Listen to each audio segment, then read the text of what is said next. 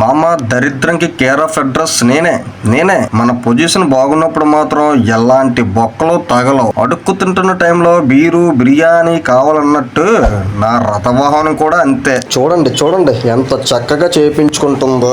ఏంటి మమ్మీ ఎవడీడు? ఇంకా విషయంలోకి వస్తే మామ, నా బ్యాక్ టైర్ పేలింది. దగ్గరలో ఈ బాబాయ్ షాప్ దగ్గరకు వచ్చి కొత్త టైరు వేయించుకుంటున్నా. ఎవడు అడిగాడ్రా? అయితే ఎమర్జెన్సీగా పక్కనే ఉన్న పెద్ద లారీ టైర్ గాలి ఇప్పాడు బాబాయ్. ఇలా ఇప్పాడో లేదో గానీ 70 to 80 స్పీడ్లో బయటికి తంతుంది గాలి. ఆ స్పీడ్లో ఈ మెకానిక్ వచ్చి దాని ఎయిర్ ఫిల్టర్ క్లీన్ చేస్తున్నాడు. ఇదే చూడడం మామ నేను, లారీ ఎయిర్ ఫిల్టర్ ఇంత ఉంటుందని.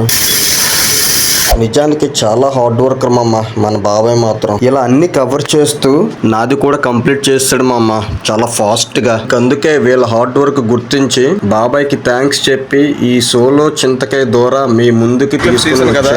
అవన్నీ మన బాబాయ్ చేశారు. అంటే బాబాయ్ కూడా నేను దగ్గరికి పిలిచాను. బాబాయ్ ఒకసారి రా బాబాయ్. ఇదిగోండి ఈ బాబాయ్. బాబాయ్ నీ పేరేంటి? నా పేరు మురళీకృష్ణ. గట్టి చెప్పు. మురళీ మోహన్ అంట బాబాయ్ పేరు. మురళీకృష్ణ చూసారా, హీరో పేరు ఉంది మన బాబాయ్ పేరు.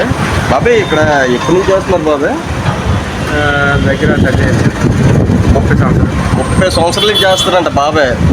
ఈ ఎండార్ జంక్షన్ సోమ పక్కన ఉంది బాబాయ్. ఇక్కడ మొత్తం ఇంకోండి హెవీ వెహికల్స్, లారీలు, కార్లు, బైకులు అన్నీ మొత్తం ఆల్మోస్ట్ ఆల్రౌండర్ అన్నమాట మన బాబాయ్. ఆల్రౌండర్ మొత్తం అన్ని మన బాబాయ్ కష్టపడుతున్నారు.